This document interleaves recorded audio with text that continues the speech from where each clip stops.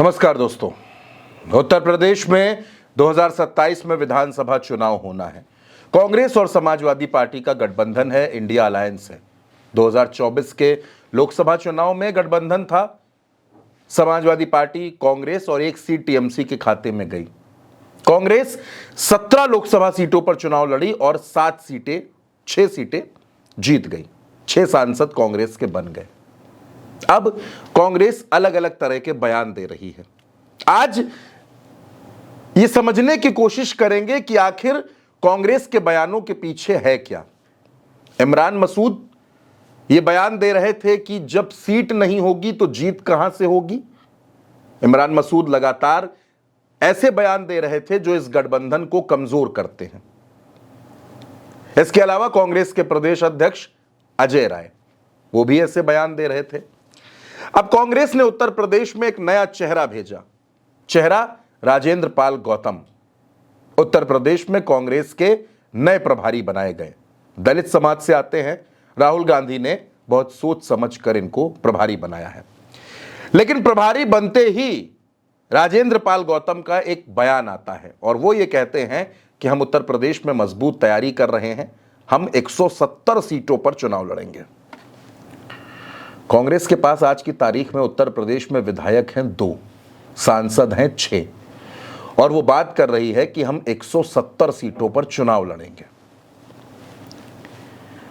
इन 170 सीटों की मांग का आधार क्या है? ये 170 सीटें कैसे मांगी जा रही हैं? बीते दिनों कांग्रेस के नेताओं ने यह भी कहा कि वो 403 सीटों पर तैयारी कर रहे हैं और अब राजेंद्र पाल गौतम ये कहते हैं कि वो 170 सीटों पर चुनाव लड़ने की तैयारी में है।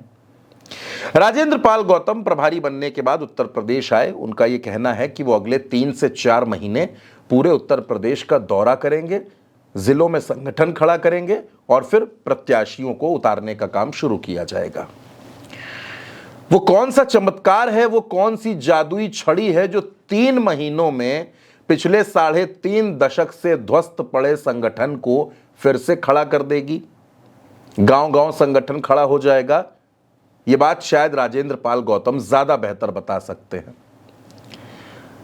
उत्तर प्रदेश में समाजवादी पार्टी से कांग्रेस का गठबंधन है और जाहिर सी बात है कि गठबंधन में बात यह ज्यादा जरूरी है कि जीत कैसे मिले। कौन कितनी सीटों पर लड़ेगा ये उतना जरूरी नहीं है।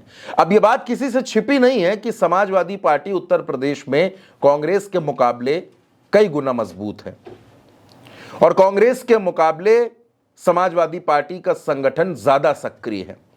लेकिन यह कांग्रेस की जिद है दोस्तों।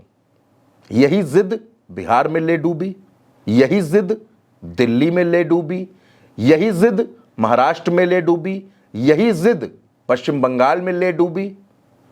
अलग अलग राज्यों में आप देखिए तो कांग्रेस को उसकी जिद की वजह से नुकसान हुआ है। कांग्रेस इस देश की सबसे पुरानी पार्टी है। कांग्रेस इस देश में लंबे वक्त तक शासन कर चुकी है। उत्तर प्रदेश में लंबे वक्त तक कांग्रेस की सरकारें रही हैं। लेकिन आज की तारीख में 1980 के आधार पर या 1970 के आधार पर टिकटों का बंटवारा नहीं हो सकता। आज की डेट में टिकट का बंटवारा 2022 के आधार पर होगा। 2% वोट शेयर था कांग्रेस का 2022 के चुनाव में, 2.33%। लड़की हूं, लड़ सकती हूं, ये कैंपेन यहां पर लाई थी प्रियंका गांधी, खुद प्रभारी थी, चुनाव लड़ी थी, 2 सीटें कांग्रेस जीती थी। उसके बाद क्या हुआ? उसके बाद उत्तर प्रदेश में 2024 का चुनाव हुआ, समाजवादी पार्टी से गठबंधन हुआ, 6 सीटें कांग्रेस जीती। मैं उन 6 लोकसभा सीटों को आधार मान लेता हूं। उन 6 लोकसभा सीटों को विधानसभा चुनाव का आधार बना लिया जाए तब भी कांग्रेस को 30 से ज्यादा सीटें नहीं मिलनी चाहिए। एक लोकसभा क्षेत्र में 5 सीटें आती हैं। उस लिहाज से देखिए तो 30 सीटें। दूसरे लिहाज से देखिए, कांग्रेस का यह तर्क है कि जिन विधानसभा क्षेत्रों में उसको बढ़त मिली है, जहां अच्छा वोट मिला है, वहां वो चुनाव लड़े। जिन जिलों में अच्छा संगठन है, बूथ पर कांग्रेस मजबूत है, वहां उसको मौका मिले। ठीक बात है। रायबरेली में, अमेठी में जो सीटें कांग्रेस जहां जहां मजबूत हो वो कांग्रेस सीटें ले ले। अलग अलग जिलों में सर्वे कर ले। समाजवादी पार्टी कांग्रेस को 60 से 65 सीटें देना चाहती है। ये इंटरनल जो सोर्सेज है वो बताते हैं कि समाजवादी पार्टी का मन 60 से 65 सीटें कांग्रेस को देने का है, क्योंकि लगभग 100 के करीब सीटें अखिलेश यादव ने 2017 के चुनाव में कांग्रेस को दे दी थी। नतीजा क्या हुआ था? 7 सीटें कांग्रेस जीत पाई थी, बाकी सारी सीटें हार गई थी। आज की तारीख में अगर तमाम गुणागणित देख लीजिए, तमाम राजनीतिक पहलू देख लीजिए, तो उत्तर प्रदेश में कांग्रेस को 50 से 55 सीटें देना एक ठीक फैसला है। 50 से 55 सीटें कांग्रेस को दी जाए, उसका फायदा पूरे गठबंधन को मिलेगा। लेकिन अगर कांग्रेस को 100 सीटें दी जाए, 150 सीटें दी जाए, तो ये कहीं से भी राजनीतिक परिपक्वता का फैसला नहीं हो सकता। दोस्तों, समाजवादी पार्टी पिछली बार 100 से ज्यादा सीटों पर चुनाव जीती है, विधायक उसके बने हैं।